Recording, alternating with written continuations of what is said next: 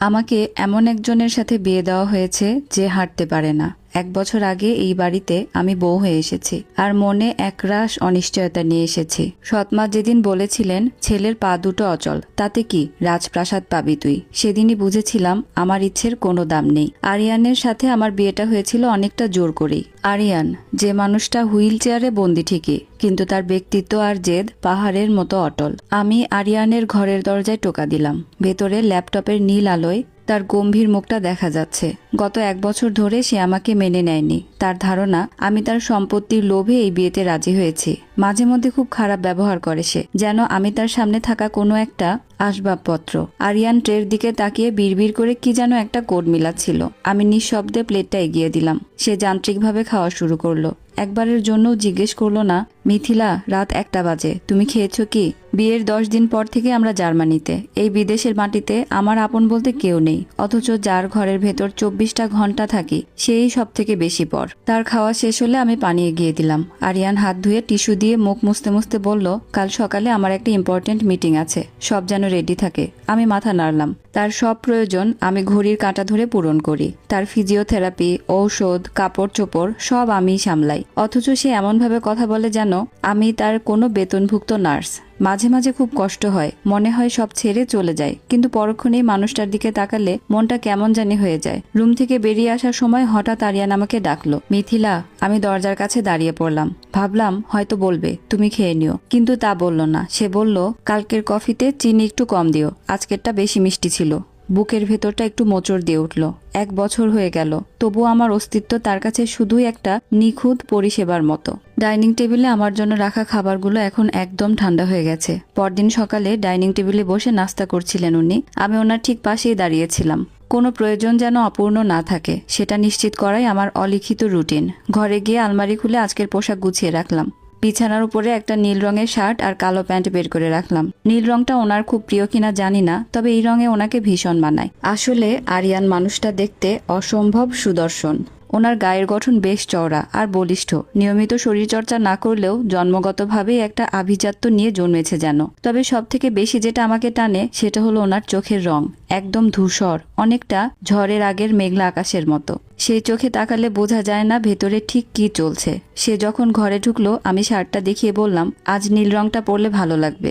আরিয়ান নীল শার্টটার দিকে একবার তাকিয়ে আবার আমার দিকে চোখ ফেরালো। ওই ধূসর চোখে আজ ক্ষণিকের জন্য একটা অদ্ভুত শীতলতা দেখলাম। সে কোনো উত্তর দিল না, নিজের হাতেই শার্টটা টেনে নিল। সে কখনোই চায় না আমি ওকে পোশাক পরতে সাহায্য করি। আমি ঘর থেকে বেরিয়ে আসার সময় আর চোখে একবার তাকালাম। মানুষটা এত সুন্দর, অথচ তার ব্যবহারটা যদি একটু কোমল হতো। আমি রান্নাঘরে এসে নিজের জন্য 1 কাপ চা বানালাম। কলিং বেলের শব্দে আমার ভাবনায় ছেদ পড়ল। দরজা খুলতেই দেখলাম সামনে এক সুন্দরী তরুণী দাঁড়িয়ে। পরনে তার অত্যন্ত আধুনিক বিদেশি পোশাক, চোখে দামি সানগ্লাস। আমায় দেখে সে একটু ভ্রু কুঁচকে তাকালো, যেন আমি এই বাড়ির কেউ নই, বরং অনাহুত কেউ। সে ভেতরে ঢুকে জিজ্ঞেস করলো, হোয়ার ইজ আরিয়ান? আরিয়ান কোথায়? আমি কিছুটা থতমত খেয়ে বললাম, উনি তো রুমেই আছেন। কিন্তু আপনি? আমার কথা শেষ হওয়ার আগেই সে আমাকে আপাদমস্তক একবার দেখে নিয়ে তাচ্ছিল্যের সুরে বলল, হু আর ইউ? এই বাড়িতে তোমাকে তো আগে কখনো দেখিনি। সার্ভেন্ট? ওর কথা শুনে নিজের অজান্তেই বুকের ভেতরটা কেঁপে উঠল। আমি উত্তর দিতে যাব, ঠিক তখনই ঘরের দরজায় আরিয়ানের হুইল চেয়ারের শব্দ পাওয়া গেল। আরিয়ানকে দেখা মাত্রই মেয়েটির মুখ উজ্জ্বল হয়ে উঠল। আরিয়ান বিস্ময় আর ঘোরের মধ্যে শুধু বলতে পারল, নাতাশা, তুমি এখানে? নাতাশা নামের মেয়েটি আর কোনো কথা না বলেই দৌড়ে গিয়ে আরিয়ানকে জড়িয়ে ধরল। আরিয়ানের বুকের ওপর মাথা রেখে সে ডুকরে কেঁদে উঠল, I missed you so much Aryan. আমি আর তোমাকে ছেড়ে থাকবো না। আরিয়ানকে আমি গত 1 বছরে কখনো এভাবে কারোর সাথে মিশতে দেখিনি। নাতাশার কান্নায় আরিয়ানের কঠিন মুখটা কেমন যেন নরম হয়ে এলো। সে নাতাশার পিঠে হাত রাখলো, যেন তাকে সান্ত্বনা দিচ্ছে। দূর থেকে দাঁড়িয়ে এই দৃশ্য দেখে আমার পায়ের তলার মাটি যেন সরে যাচ্ছিল। আমি এই মানুষটার কত অযত্ন, কত অবহেলা সহ্য করে তার সেবা করছি, অথচ আজ এই মেয়েটির 1 নিমেষের আলিঙ্গন আমাকে বুঝিয়ে দিল আমি এখানে সত্যি কতটা গুরুত্বহীন। আমি আর সেখানে দাঁড়িয়ে থাকতে পারলাম না। মাথা নিচু করে রান্নাঘরের দিকে চলে এলাম। ঝাপসা চোখে শুধু মনে হচ্ছিল, তবে কি এই নাতাশাই সেই কারণ যার জন্য আরিয়ান আমাকে কোনোদিন আপন করে নেয়নি? নাতাশার প্রতিটা কথা আমার কানে তপ্ত সীসার মতো বিঁধছিল।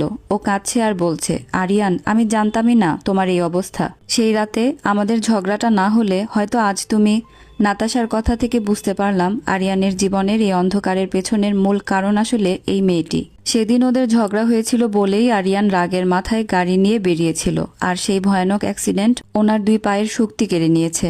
অথচ যে মানুষটার জন্য ওর এই অবস্থা, সেই নাতাশা এতদিন খবরও নেয়নি। সে আমেরিকা চলে গিয়েছিল। আরিয়ান স্তব্ধ হয়ে বসে আছে, ধূসর চোখ দুটো এখন নাতাশার দিকে স্থির। আমি দরজার আড়ালে দাঁড়িয়ে সব শুনছিলাম। বুকের ভেতরটা দুমড়ে মুচড়ে যাচ্ছে, যার জন্য আরিয়ান আজ হুইল চেয়ারে। তাকে দেখে ও এতটা বিচলিত, আর আমি গত 1 বছর ধরে ওনার প্রতিটা বিষয়ে খেয়াল রাখছি। তার প্রতিটা কটু কথা মুখ বুঝে সহ্য করেছে, তবুও আমি ওনার কেউই নই। নাতাশা আরিয়ানের হাত ধরে মিনতি করছে, আমাকে ক্ষমা করে দাও আরিয়ান, আমি জানতাম না তুমি হাঁটতে পারো না। আমাকে কেন কেউ কিছু জানায়নি। নাতাশা ওনাকে আরো শক্ত করে জড়িয়ে ধরলো। এরপর হঠাৎ ওর নজর পড়লো আমার দিকে। আমি তখনও রান্নাঘরের দরজার কাছে দাঁড়িয়ে। নাতাশা আরিয়ানকে জিজ্ঞেস করলো, কিন্তু আরিয়ান, এই মেয়েটি কে?